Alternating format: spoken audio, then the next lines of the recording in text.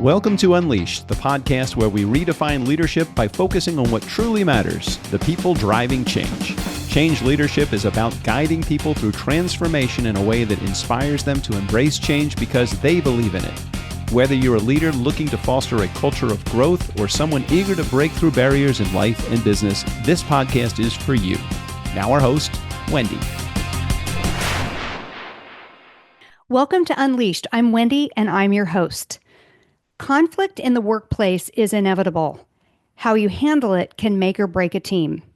Today, we're joined by two powerhouse experts in conflict resolution, Dr. Kim Faircloth and attorney Dawn Bedlivy, who have spent over 30 years each helping leaders turn tension into transformation. Kim brings deep expertise in mediation, leadership coaching, and HR strategy, while Dawn specializes in alternative dispute resolution and conflict system design. Together, they've trained thousands of professionals to navigate high-stakes workplace conflicts with confidence. Get ready for a masterclass in resolving disputes, strengthening teams, and creating a culture where healthy conflict leads to growth. Kim and Dawn, welcome to the show. Thank you. Thank you. Thank Glad you. to be here. Yeah. We have big expectations, big or high. I'm not sure, both. That's okay. You should. Oh, that's good. So, when I first was putting together your introduction and your bio, I almost kind of chuckled to myself because I put those two words together, healthy conflict. And I think to some people that sounds like an oxymoron. So would one of you like to address what is healthy conflict? Well, I'll start. So if you really think about it, conflict is the root of all change, right?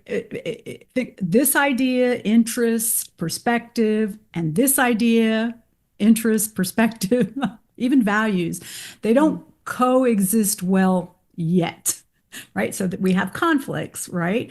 And we have two things we can do with that. One is it can turn interpersonal, right? And then it goes down a path that's not helpful, or we can harness it for change. Because literally when those two are side by side, something new is trying to emerge. And that's the launching of most change processes, is not to manage conflict. That word acts like you're managing something that's very specific and you can get your arms around it. No. It's really to harness the energy behind the conflict such that something new can emerge, right? Not compromise so much, but collaboration and having new perspective and something different than either one may have thought of. Mm-hmm. And I think, Wendi, healthy really refers to the outcome. Like, Yes. What kind of outcome are we looking for? Are we... Exactly. Have we created a lawsuit, or have, I think, as you mentioned, Kim, have we created an opportunity to make some powerful change within the company or the team that we know needs to happen? Ooh, I can't wait to dig into this because I work with so many teams that, you can just almost sense it when you walk in, like there's just something boiling and you know that the opportunity is there to create, an outcome that is so much better than they're getting today. And oftentimes they just don't know where to start. So I'm really, really excited about this topic because I think it's something every single one of us encounter probably daily. Every day. Yeah. I hope so. I hope we have different, I hope that literally we have different perspective, different ideas, different energies around things every day. I hope we do, because otherwise we have a sort of a flat organization. It's what we do with it. Yeah, absolutely. That's the difference. Yeah, yes. So good. What a great reframe. Okay, so you both have fascinating professional journeys, and that is just such an understatement. So I can't wait to unpack how you actually became co-authors of your book, Conflict Sparks Change, which we're going to talk about in a minute. First, though, I want to lay some groundwork for how y'all got here. So Dawn, let's start with you. What did you do before becoming a business owner and an author? Well, it's a great question. And Kim and I have actually worked together for, I think, almost 30 years, Kim. I think it's been that long since we were together.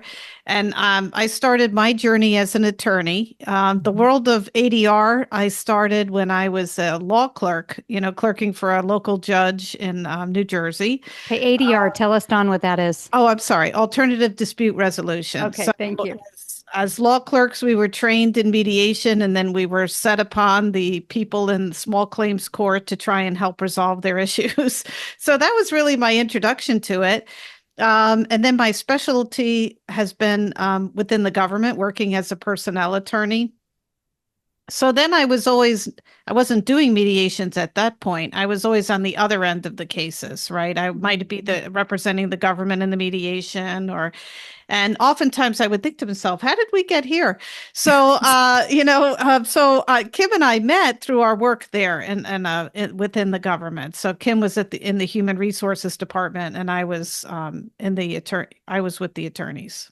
Mm-hmm. And then we both stepped out of those roles to work and build an ombudsman and an integrated conflict management system, actually, for our organization, where we had a grievance department.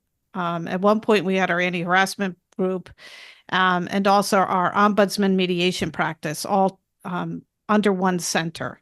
And that's how we came together to create a lot of what we're living and practicing today. Through real life experience, which, we don't have to experience success by trial and error. So I love that there's really bright women like you that are sharing your experiences, and we get to learn from those experiences, and that you've actually written a book about that. So super exciting. Mm-hmm. Kim, what about you? How did you get here? Yeah, sometimes I wonder, actually, it's a great question. I love that.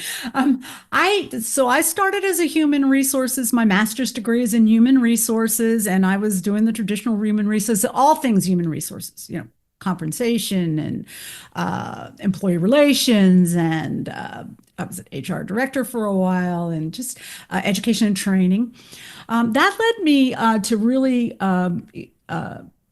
get into leadership development.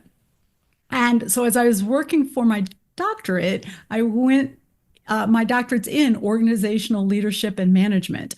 And then I decided, well, in my dissertation, what is the one thing, right, that I could level up on and lean in that would help organizational leaders? And it was conflict resolution. So my dissertation is on conflict resolution. And it was this moment where I was doing employee relations things, as we will, like investigation and all of that. And I thought, just like Dawn, I love that I'm going to say the same thing. How did we get here? Literally, how did we get here that I'm doing this? And we came together, both of us, at that sort of time in our career to say, well, we could get ahead of this. Well, we could make a difference. And then we got into ombudsmanry, which is really frontline.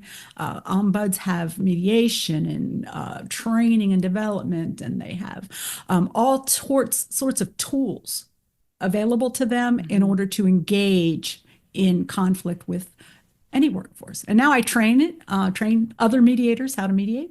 Dawn does that as well. She's a trainer. So we love it. We love conflict.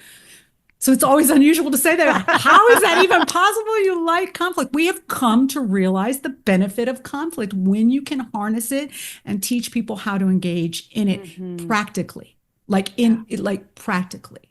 Not esoterically, like have good emotional intelligence, have good empathy. Those are all important. Now what? If I have that, tell me what to do. Yeah. Well, and I think, even just the word conflict, I think some people are like the C word, we are like this, and, we lean away. A lot of people tend to lean away from conflict. So how do people get into this space where they see conflict as a good thing, as the two of you have? You have lots of experience in it. Not everybody has experience in healthy conflict. Yes, so for people who have kind of that trigger, if you will, on even just the word conflict, what would you say to them? Either one of you. I'll start out. I think it's a fascinating question because I always look at myself as a classic conflict avoider. So, they say you train what you need to learn, or you teach what you need to learn. So a lot for me is understanding, and I take it a lot from the leadership perspective as well, is that as leaders, we're always needing to understand what's going on in the environment, both external to the organization and internal. And how do I need to respond to it? So for me, conflict is one of those screens or focus areas that we really need to pay attention to, and then realize that as a leader or as a human resources professional, it's really my job to be taking the temperature of the organization. What's really going on? Taking the pulse of things, and then and jumping in. So even though it's hard to do, I think a lot of it is, and one of the reasons we wanted to put tools out there so that people had tools available to them that they could use right away. Like, I don't need some conflicts, I need to get some help, right? Others, there are tools that we know we have available to us that we can at least start feeling confident in engaging in the issue. Okay. Would you add anything to that, Kim? I don't know if you'd. Yes, and so yes, and I would say that, what makes employees trust their leaders, do we even want to work with leaders who are conflict avoidant, right? Or yielders, or do we want to work with leaders who will lean in? And the answer to that is yes, we do. We need to do that. That's a part of our everyday job as leaders, to lean in and to explore and to be wildly curious, right?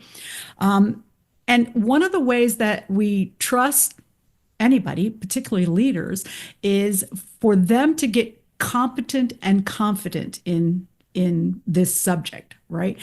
And it's necessary to want to do that, to say, I'm going to focus in on that, and then to find training that allows you to role play and try it out. We really, really, really believe that leaders need to break the ice, because what they're afraid of, they need to try in a safe environment. So training very specifically how to on conflict resolution is key to everything. I really do believe that. Break that ice and let you practice it. And you say role playing to a group of leaders. Yeah. But something, my feedback from them is always, I wish we had more time to role play.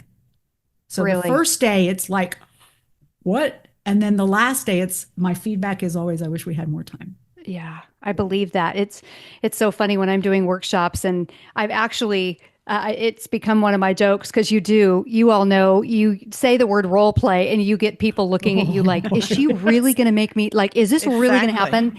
And so what I've started to do is I've started to make that a joke and reframed it and said, okay, y'all, fine. We're going to simulate. Is that better? Because if y'all are on an airplane and you're 30,000 feet up, how many of you really, really wish that your pilot has done some simulations? And exactly. People are like, okay, we're doing simulations. Great. Role plays, not so much.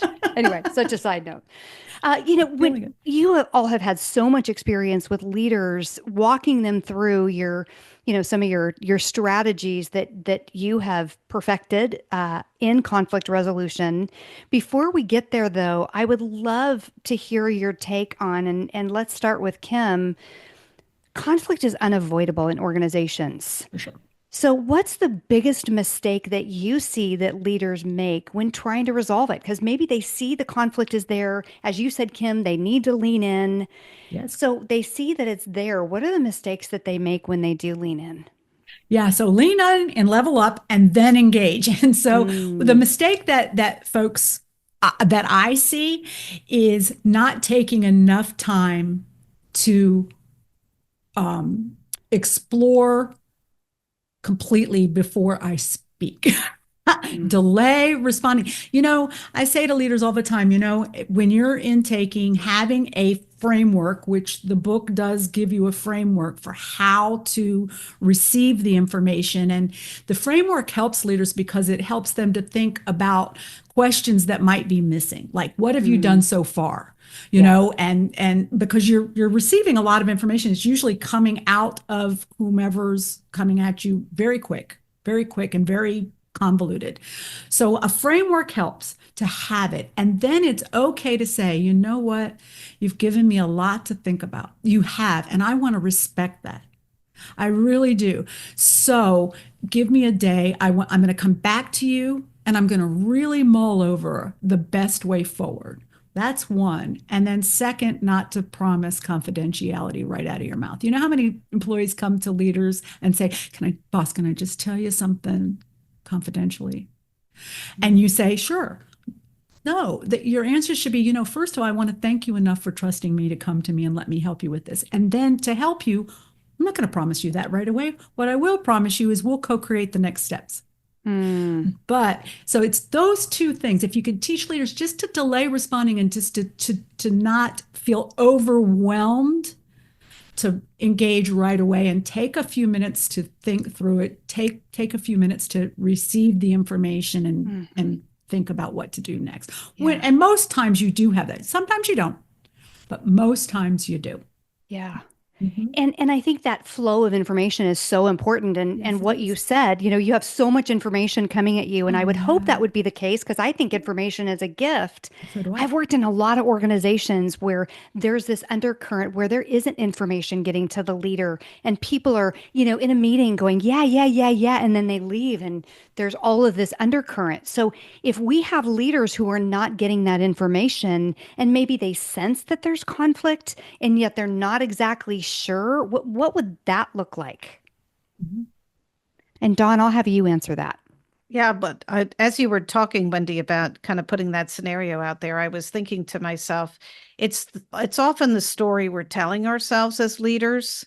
So, I notice something and I'm like, well, that's just a blip over there. Everyone's telling me everything's fine, so it must be fine. Exactly. Right. Or it, I don't think I don't really think I need to intervene in this, so I think a lot of it is the stories we tell ourselves as leaders, or, that person is just, I just need to get us through the next big push. Or I know they're misbehaving, but I think, I need them for this project. So I'm just going to kind of let it ride and then deal with it later. Right. And again, I think a lot of it is the story that's in our own head that tells us this person, we put the story sometimes above what we know, which is our culture can't handle that kind of behavior. Right. And we really do need to address it. So I think it's when we're really putting the story above the culture that we really start getting ourselves into trouble and making mistakes as leaders. Yeah. So, you both clearly have worked with countless professionals in high-stake conflict situations. So, Kim, I'm curious if you have a situation, and you don't have to tell the exact story, you can go high level, but in a seemingly impossible workplace dispute that was successfully turned around by using the strategies that you all talk about in your book. So I do have one thing that we were talking about before we came. So let's just be clear that Dawn and I are very, very discreet. Yes. We are. And I hope that leaders find very discreet HR partners that they feel like they can trust and come forward. And also, so that's important to us. So stories that we have, though, that I think are useful.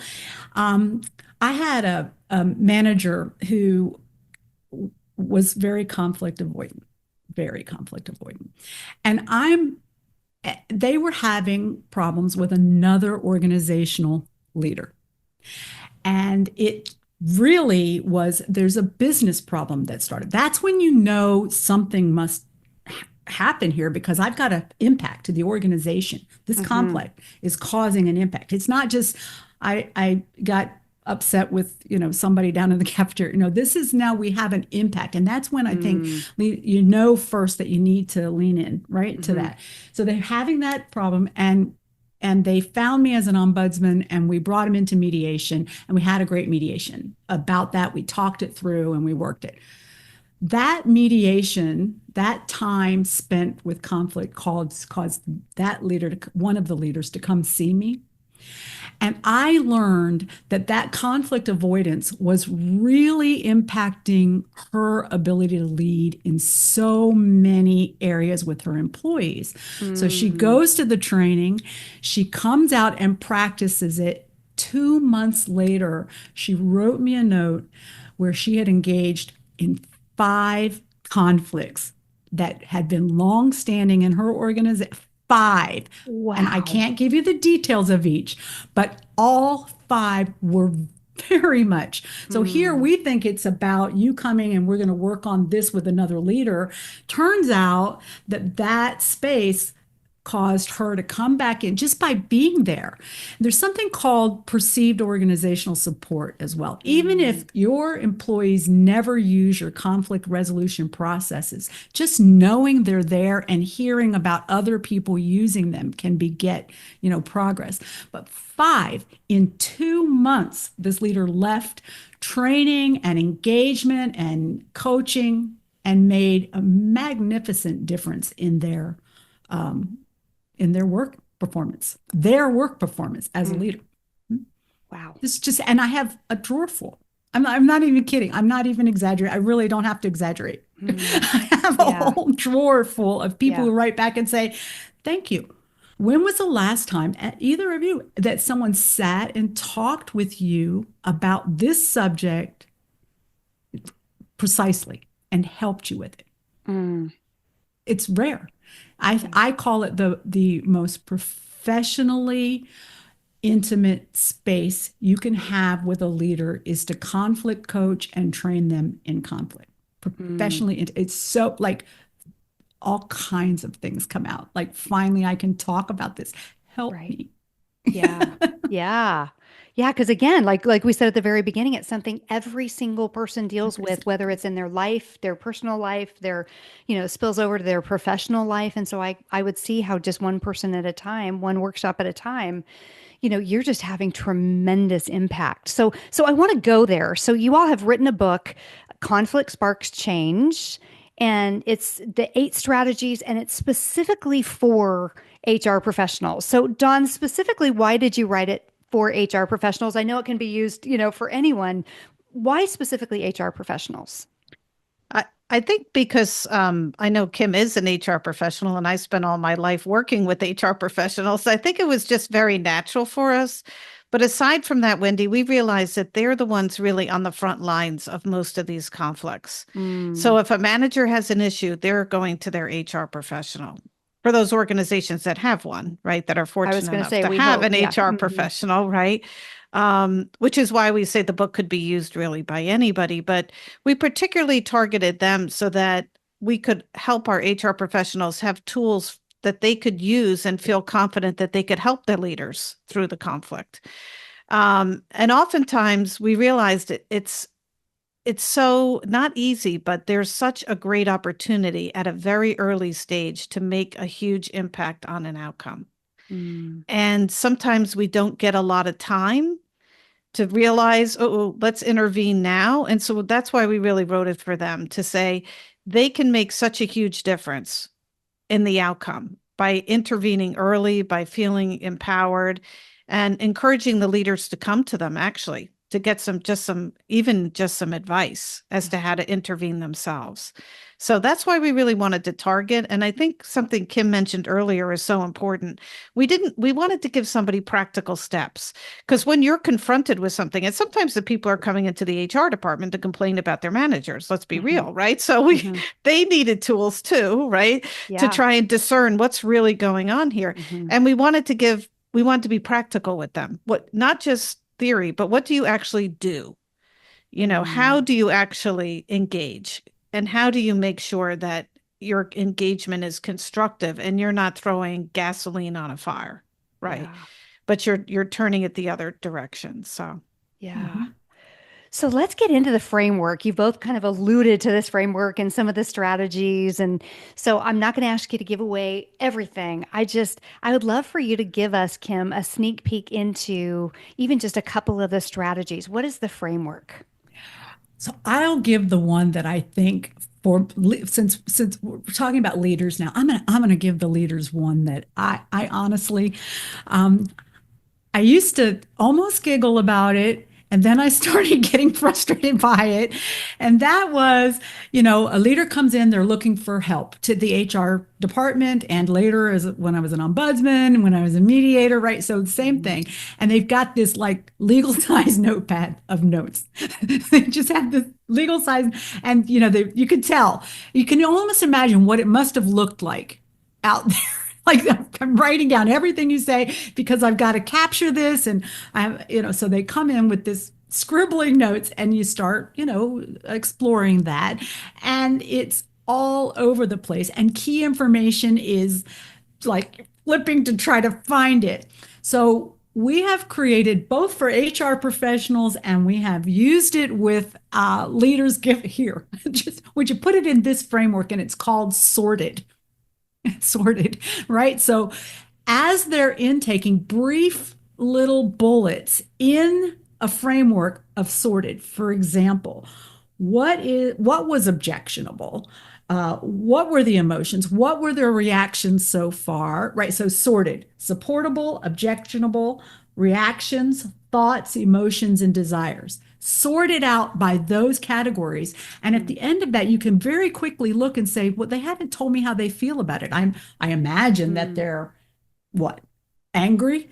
No, they could be frustrated.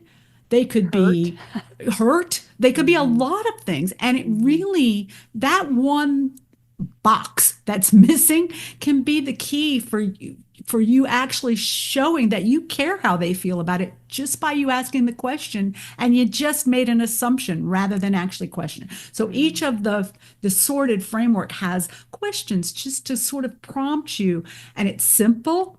You can remember sorted after you've done it a few times, and it causes you to stop investigating right away. You're intaking information. You're not investigating. And so it really, and it actually works with the team as well. What's out there, and then you can come in, get guidance, work with other leaders in a much more logical way without missing key information. So That sorted makes is in the perfect book. sense. Yeah.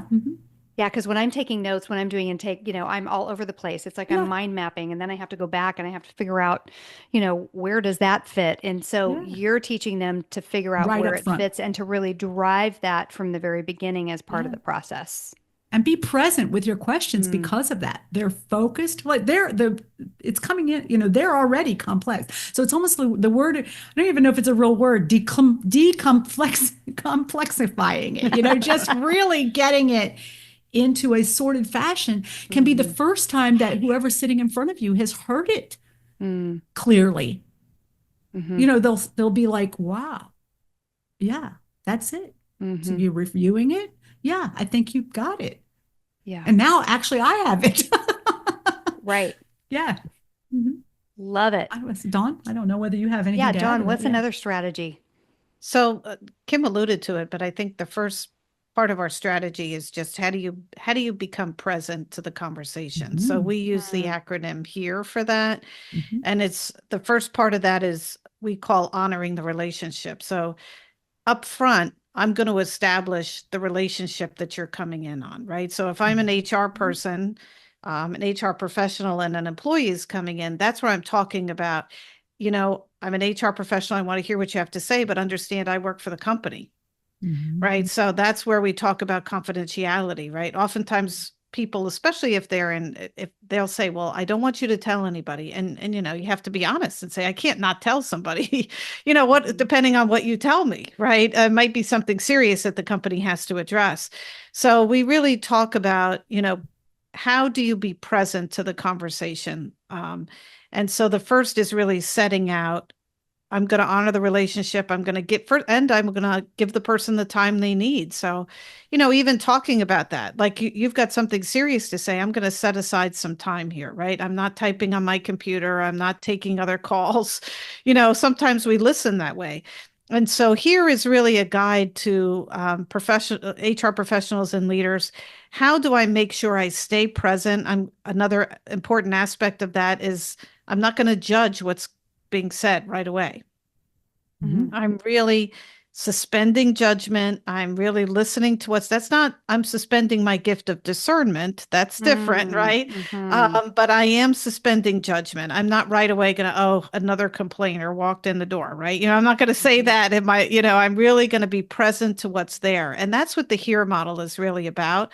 I'm going to make sure that, I'm also going back and asking those questions that I really need to be asking. So that's really our first strategy and the two really go together, HERE and sorted, is how can I be present to the conversation? How can I be very clear about what this conversation is and is not? And that really speaks to confidentiality or what's the purpose of this conversation, right? And then that really helps, we feel, the professional put all the pieces together so that they can decide what's the next appropriate step to take.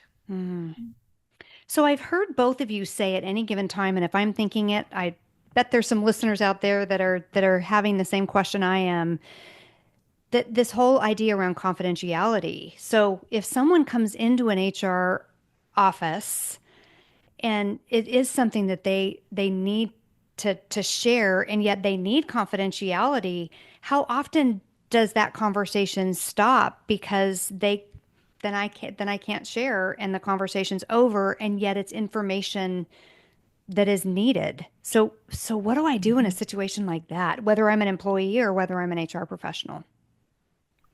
Well, so first of all, you have an honest conversation about, as I said, trust me, and we're going to co-create the next steps together so that we can take some action on that. We're just not going to admire what it is, but I haven't even heard what they've said. So if I'm going to, I got to be careful promising confidentiality to someone. So I say what it is like a personnel performance appraisal conversation where it's just private to the extent that only people who need to know will know.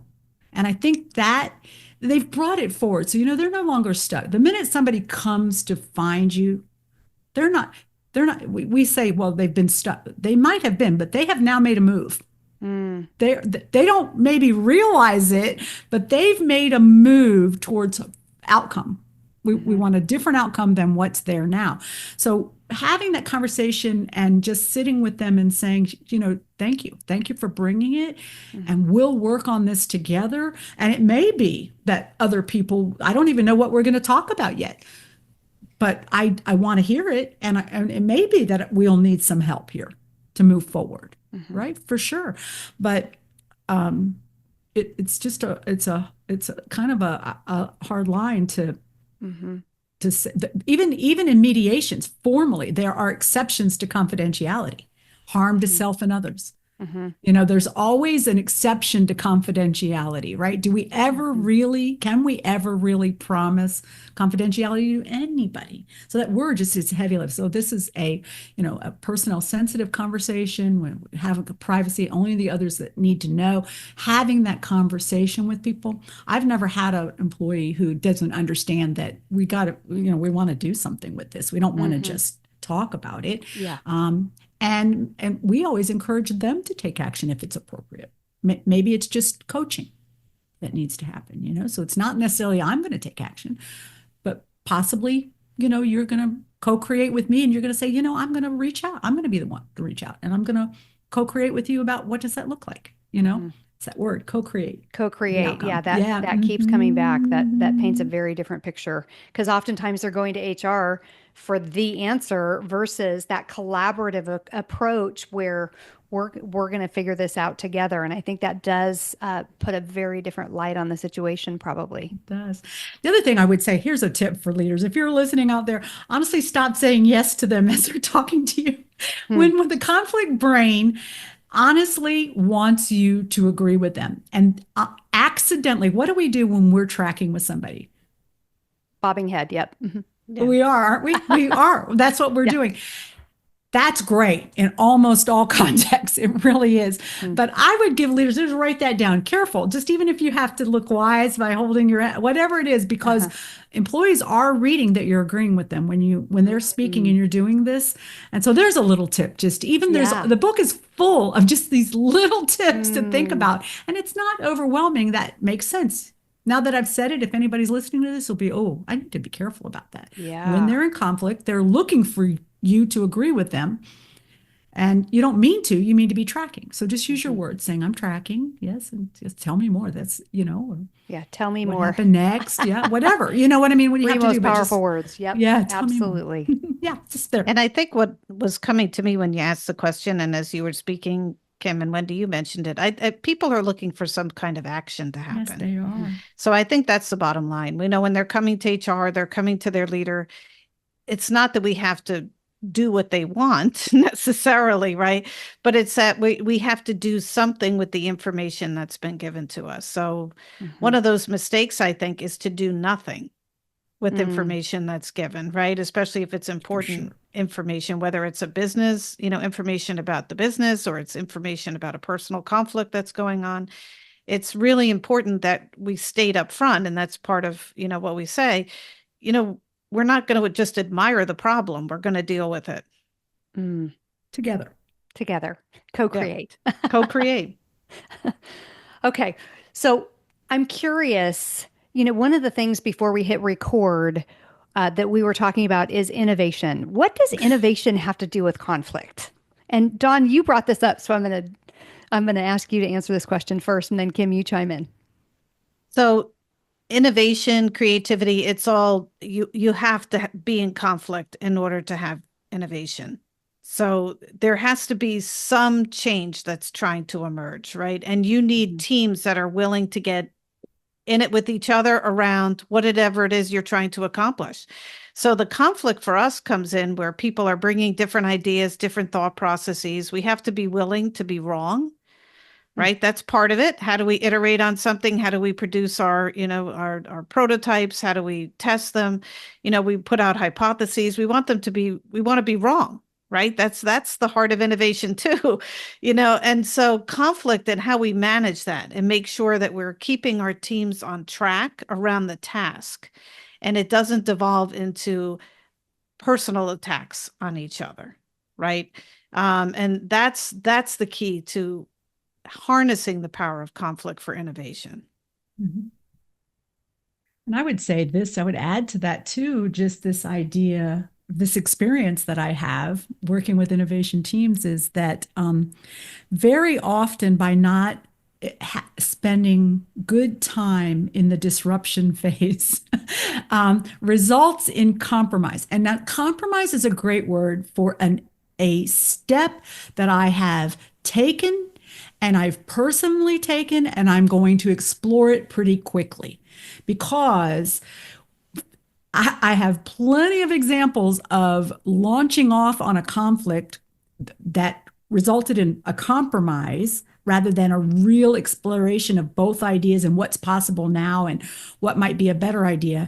And then later on, it didn't go well. And one of them that compromised said, I told you it wasn't going to go well. And now we're in conflict down the road. Right. Rather, we're looking for collaboration always in innovation. We're looking to harness the conflict, explore possibility thinking, using, these experts in Lean Six Sigma and Agile and all, using it to say force field analysis, these tools, actually using them to create a space where even ideas are at opposite ends. And let's look at that. Like, wow, that's great. Now what's possible? They're at opposite ends. How do we do that? Well, we don't compromise.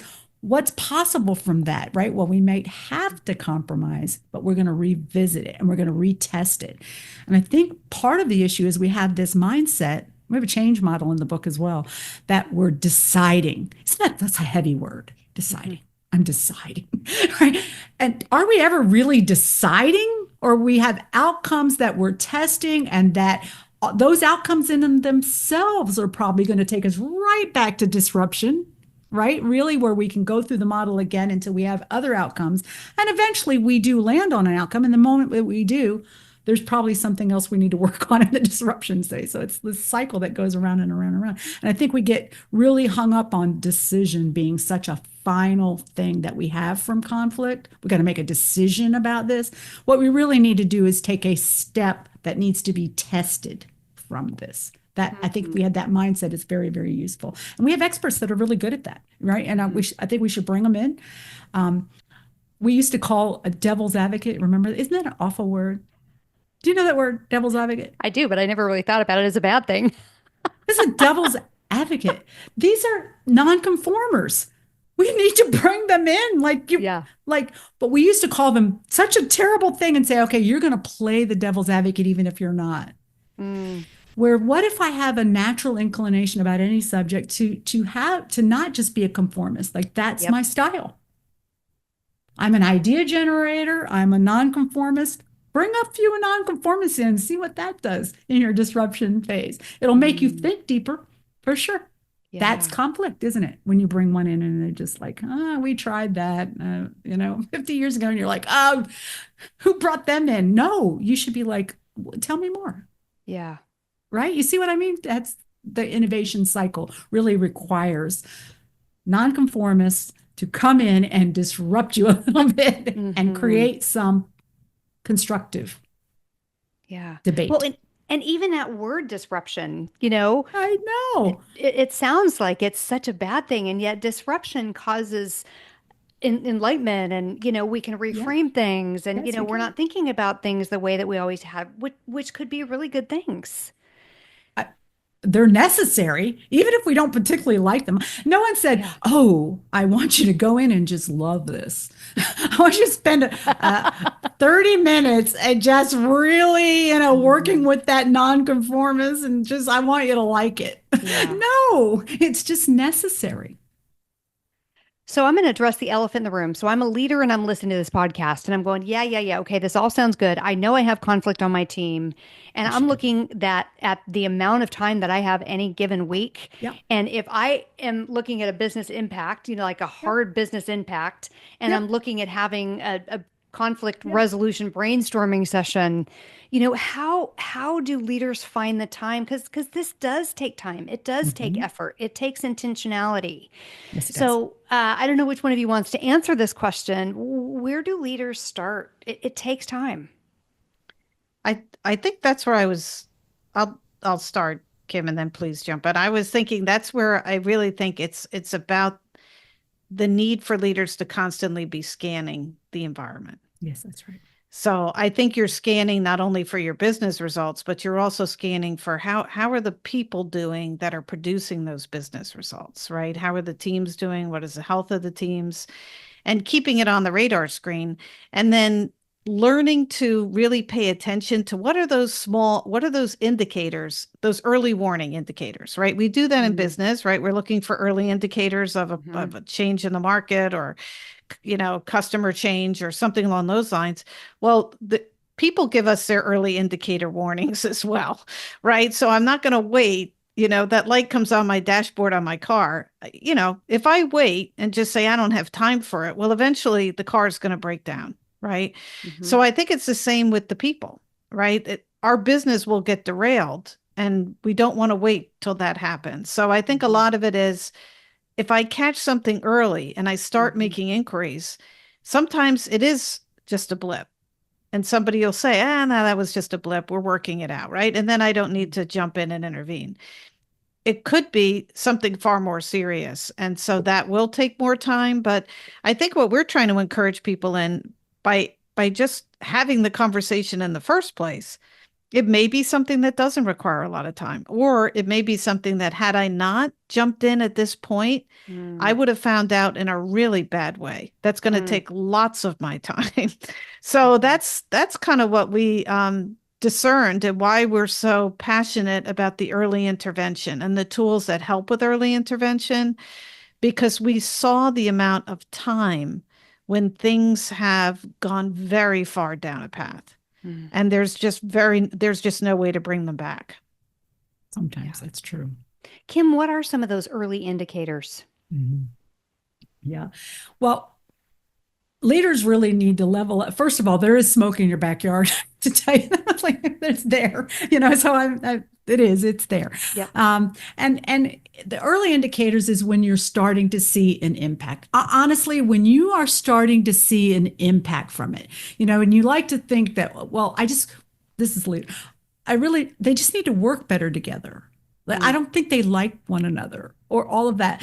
When you start noticing at all anything, or people start coming to you and trying to say, boss, let me just tell you about something, or the work product doesn't show progress, you're not making progress with regard to it. Very often there's indicators about that. You can actually only be a fly on the wall and look in an organization and see that people aren't speaking to one another well, or they're not sharing ideas, or all of that. That's great to sort of see that. But when you're starting to see an impact, the minute that you see an impact, right, That's when you need to check in, not like when it's here. Like they start growing apart. They're divorcing you. They're growing apart and apart and apart. So if somebody comes to you and they say they have a problem, honor that. Be present with it right away. Or when you hear that a product didn't land well, or if a customer calls you, that's a big early warning. Your customer, is saying, well, I tried to work with your employee on this. That should be like, okay, what happened there? Why? You can bet conflicts underneath of most of those. If you have churn in the organization, sick leave starts going up, or, employees are leaving. I'm a big fan in stay interviews. Instead of when you've left and now tell me why you're leaving, how about stay interviews? What's it like instead of exit interviews? Yes, now I know exactly. Yeah, stay interviews. Bring you in, check in every once in a while. What we'll do is a survey. And I don't know about you, but my workforces that I work with, another survey. How about you do something with the with the information I've already given you? Don't give you more information that you're not going to do anything with. No, thank you. No, but a one-on-one stay interview where you're asking very directly, can I lead you better even?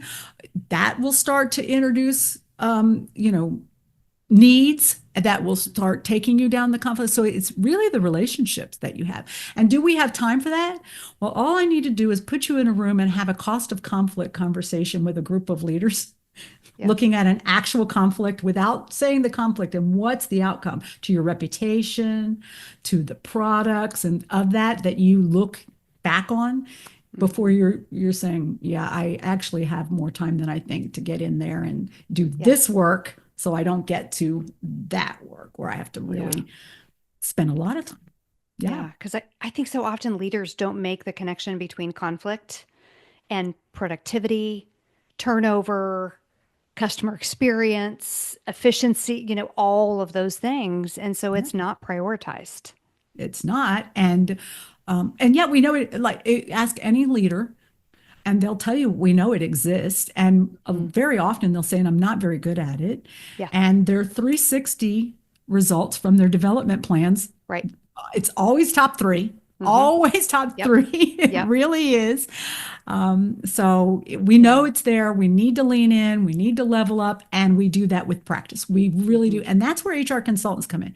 You should really find one that will just be even a coach to you to talk over this subject with you and get very detailed and very specific about it. Sometimes just talking it out. I don't know about you, but sometimes I don't even think what I think. I can just talking it out. I find like, I don't think I even think what I thought. So, just talking it out with somebody, coaching leaders really, really need to lean into that and take the time for it. The benefits are amazing. Leaders that are good in conflict have high marks from employees. That's a fact. Yeah, they really do. So good. Such a great conversation. We could talk about conflict forever because it is so relevant for everyone. It is so relevant in conversations and people's personal lives. So, I always kind of like, as we bring this to a close, I'd like to just really get down to the action items. So, we have leaders that are listening to this. We have people that are listening to this going, yes, I have conflict and I have no idea what to do with it. So, Dawn, what's one thing that you would say? Where do they start? Where do they begin in an organization if they're leading an organization? I think that's a great question. So I think first they have to begin with themselves. I know that sounds kind of strange, but it's almost like you have to have a conversation with yourself. Okay, so what am I noticing? Right? Really kind of getting clear about what is it that they're noticing. Second, who can they get some help from? So, oftentimes we have to report to a board of directors. Well, who's your own personal board of directors that you can just check in with and say, you know what, I know I've been avoiding this. This is what I'm noticing. I need some help around this. And then take some steps to get some help around it. I think that's the first thing. Like, have somebody who you can go to, your HR director, somebody who will walk you through, where do I start? Well, it kind of depends on what you're noticing, right? So, and there may be an employee, you can go to maybe to get a clearer view of what's happening in the organization. Maybe it's a particular behavior that someone has that you want to just address. And so you talk to maybe get some advice from HR first. How do I talk about this behavior in a way that the person can receive it? Because that's the other issue. How can the person receive what I'm saying? Because ultimately what I'm looking for is the behavior or the outcome to be better than it is today. So I think that's the first thing I would say. Start with what is it that why am I not taking action? What is it that's keeping me from taking that step I know I needed to take? Mm-hmm. And Kim, a little bit of a different reframe. If I'm an HR professional, I'm listening to this podcast or watching it, and I clearly see that it's the leader who is maybe not recognizing it, maybe not open to dealing with the conflict. And yet that's kind of my role in the organization is to help leaders see that. So what would you say to an HR professional that sees what the leader doesn't? What action would they take? I love it. What a great question, because I am all about those HR folks for sure. So here's the thing. Let me give you an analogy. When my computer's not working, I can do some things, and so can the leaders when conflict's going on. They have. Like, come on, so we've done some. They've gotten into the leadership role for some reason, and so we can have some. There's some great leaders out there. I think they take such a hit. It's like, but having studied that at the doctoral level, we do have great people out there. So they can do some things, just like I can do some things with the computer. Sometimes when that computer's not working, I call a computer guru, and they walk me through it. They ask me questions and they walk me through it, and they tell me they don't talk to me about software analytics. They don't talk to me about computers. I love that you're taking all the empathy classes and the emotional. I love that. I do. Don't get me wrong. Now do something. But what's the balance to that? Where's the other side of this, the action? That's right, when your computer's not working and you're going to find an expert. And guess what, HR? You're that expert. And they actually want you to have leveled up on actionable steps to take. So you HR people need to find training that tells you very specifically how to coach others through conflict, what actions take. I recommend all HR people take a mediation class. Even if you're not going to be a mediator, the steps to work with two parties in conflict help you then coach a leader to work with their employees. You see the analogy there?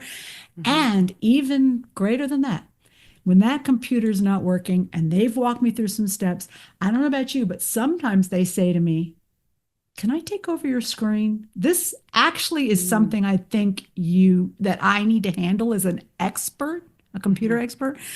If you have mediation skills, HR, if you have the ability to actually actively, you're a business partner. This is your expertise. This is yours to do. Leaders, this is your expertise. This is yours to do. My mediation classes, I have leaders in there. I have leaders, I'm teaching one right now in the class who have learned. I'm going to peek behind that HR curtain, what's back there on this, and maybe learn together. I like to teach classes where we have HR and leaders in the class doing role playing and stuff. Really actionable. That takes courage. A lot of courage. Right. Yeah, you're not going to like it. Kim did not say you're like it. We never said it was going to be fun. Although, the pain outweighs the gain. I'm sorry, the gain outweighs the pain for sure. I might worry about you if you like it. Yeah, right. Oh, such good information, such great insights. And we will make sure that your book information and how to purchase the book, I know it's a bestseller on Amazon, so congratulations with that. Thank you. I love the work that you ladies are doing. You are brilliant. You are passionate. And I just want to say thank you so much for the work that you're doing. I know that we'll put all of your information in the show notes. What's the best way, though, to get a hold of the two of you? Is it email? Is it LinkedIn? Is it what's the best way? Go on our website. Yeah, www.conflictsparkschange.com. Okay. Our website. It'll give you all our information. Yeah. So good. All right, ladies, any closing words that you would say to our audience? Go make a difference and try to have a good time leading. It really is. It's amazing. It's an amazing time right now to lead. Yeah. What a great time. If you've been studying this, you need to be thrilled right now. You really do. Practice some stuff and have some courage. And I guess the last thing I would kind of encourage everybody that this is a skill that you can get better and better and better at. So we don't ever want to hear people say, "Oh, I'm bad at conflict." Well, no, you're in the process of learning how to have better outcomes with it, right? And so that's what I think I would encourage everybody. Yeah. So good. All right, ladies, thank you so much for making us better today and for sharing your expertise and sharing your passion. And I would say to our listeners, go buy the book. Have fun. And until next week, Thank you. we'll see you then. Thanks so much, ladies. Thank you. Thank you. Thank you so much. Thanks for listening to Unleash with Wendi Swanson. Make sure to subscribe and follow to be notified when the newest episodes of the podcast go live. Please take a moment to rate and review us. It helps others discover Unleashed and join our movement of forward-thinking leaders. You can find contact information and important links in the show notes. Stay tuned for the next episode, and remember, keep leading with authenticity, embrace change, and choose to live life unleashed.